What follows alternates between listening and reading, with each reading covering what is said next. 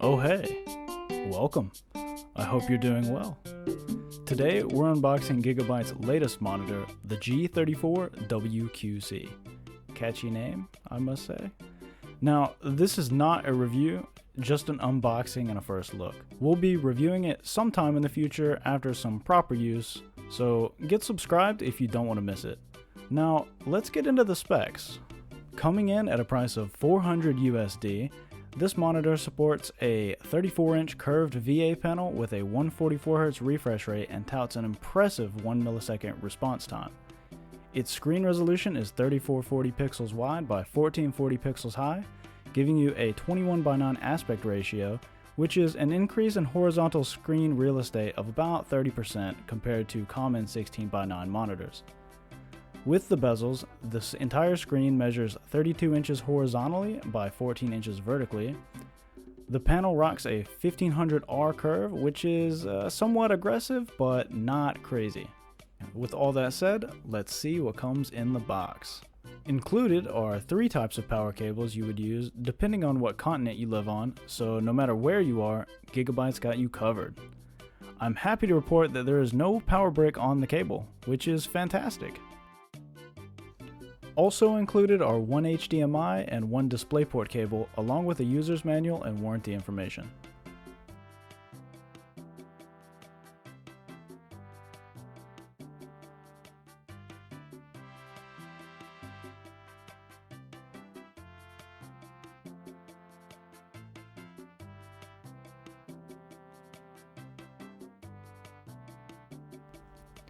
Next, we have the base of the stand, which is pretty sturdy, made from metal covered in hard ABS plastic with rubber feet for grip. And finally, we have the entree, the main course, the reason why you're watching, the monitor itself. Before we unveil it, we must first attach the base of the stand. This is done by aligning it to the bottom of the stand's neck and tightening it down with a thumb screw. No tools required. Now we can set the panel upright.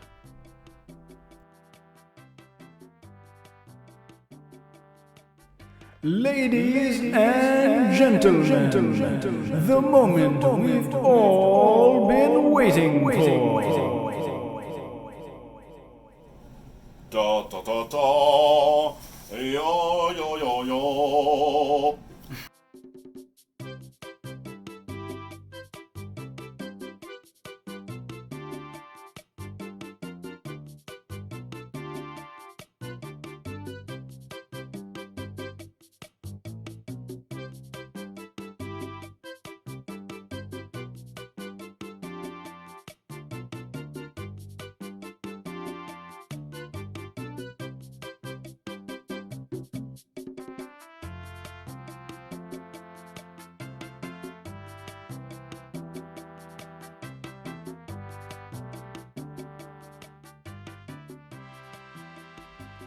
With the stand attached, the overall max height is 20.5 inches at its highest setting, and minimum height is 16.5 inches at its lowest setting.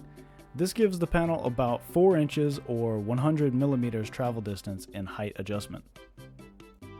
The monitor can now tilt -5 degrees facing downwards or 20 degrees facing upwards from its neutral vertical position. If that isn't enough for you, the stand can be removed from the back via 4 screws, and the monitor can be mounted on any 100 by 100 millimeter VESA compatible arm or wall mount.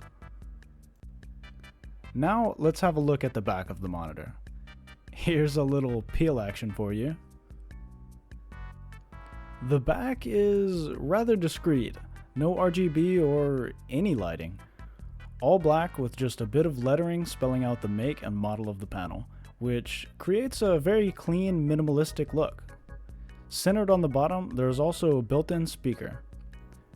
The I/O is centered underneath the speaker and includes 2 HDMI 2.0 ports, 2 DisplayPort 1.4 ports, and a 1/8 inch headphone audio jack. Now we're going to compare the Gigabyte monitor to the one it will be replacing, my old faithful. Its predecessor is my current main monitor, a Viewsonic 27-inch curved 1080p display. I've been using the Viewsonic for over 2 years now, and, well, I've loved it. Not everything about it, but most things. It also has a 144Hz refresh rate, so gaming is smooth. The stand isn't height adjustable, nor does it have a VESA mount, so elevation-wise, it's pretty static. Plus, it had 2 dead pixels, but they weren't really that noticeable. Anyways, as we can see, the curve is just slightly more aggressive on the Gigabyte monitor. We also see that the 2 panels are about the same length vertically. The Gigabyte monitor is just much wider. Being that the Gigabyte monitor is 1440p QHD and the Viewsonic is standard 1080, there will be a noticeable difference in pixel density here. Here is a side-by-side view for a reference of a 27-inch 16:9 screen versus the 34-inch 21:9. Alright mate, that's enough messing about. Alright, let's get a first impression of what this thing looks like in action. As far as color range goes, it uses 8-bit color depth and covers 90% of the DCI P3 color gamut. To my eye, the colors look good. The darks are pretty dark and the lights are light. In the built-in monitor menu, there are features such as black equalizer and blue light settings among other typical color settings and presets you can choose from. For gaming, the monitor features G-Sync and FreeSync compatibility, 4 styles of a built-in crosshair. Cheaters crosshair. That was weird. Plus a feature Gigabyte calls Aim Stabilizer that introduces a black frame every 6 frames or so that somehow can help with tracking in FPS games, I guess? For more info on that and other features, I suggest checking out Greg Salazar's review of the Gigabyte G32WQC, where he goes into more depth on Aim Stabilizer and other features that monitor shares with the G34WQC. Link to his video is below.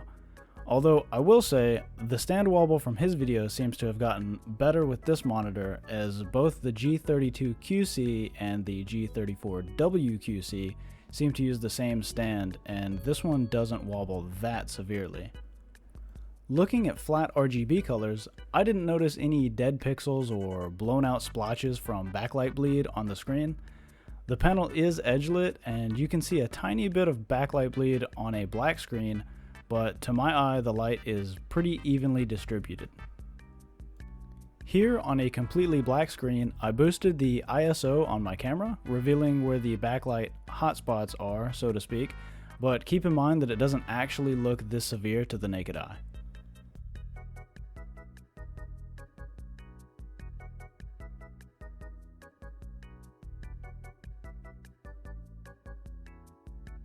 Okay, so let's talk about cons. Here are a few things I don't like right off the bat. After using the monitor for about 20 minutes, I noticed a small cluster of what I'm guessing are half-dead or maybe frozen pixels. It's not very noticeable unless the screen is just on one color, as it looks like just a small dim spot. I'd never notice it if, I was playing a game or looking at a more complex image, but it's kind of annoying. Now that I know it's there, I'm more prone to looking for it. Besides that, there is a cable pass-through in the stand that cables can be routed through right here for a cleaner look. But when adjusting the height, the cables are prone to getting kinked at the lowest setting and stretched a bit at the highest setting. Unless you're never going to adjust the height of the monitor, I wouldn't use this pass-through. Also, unless you get an HDMI or DisplayPort with a right angle on one end, you will always see the cables at least a bit underneath the lower bezel. This doesn't really bother me that badly though, just something I figured I'd mention. Alright, so what's my final say? In conclusion, at $400, this is a phenomenal bang for your buck monitor. The closest monitor I could find on the web was an AOC panel on Amazon at $450 that claimed to share most of the same features, same resolution, 144Hz refresh rate, 1 millisecond response time, etc. But it might be lacking elsewhere, such as the build quality or what have you. Of course, I can't say that for sure. The G34WQC sold out within a day of going up on Newegg on September 10th. At the time of filming, this monitor is on back order on Newegg, so they'll be back in stock sometime in the near future, but I'll put a link down below if you want to keep an eye on that. Apart from just a few days of use and editing this video on this monitor, I can't give too much of an opinion at the moment, but I do enjoy the extra screen space for editing and digital art. What can I say? So far, I've enjoyed it, and I haven't noticed any other flaws. Stay tuned for a full review of this monitor in a few weeks, so Hit subscribe. if you want to see that. Or if you want to see what PCs I've been building, I've got a pretty neat ITX build coming pretty soon. But thanks for watching, take care of yourselves, and until next time.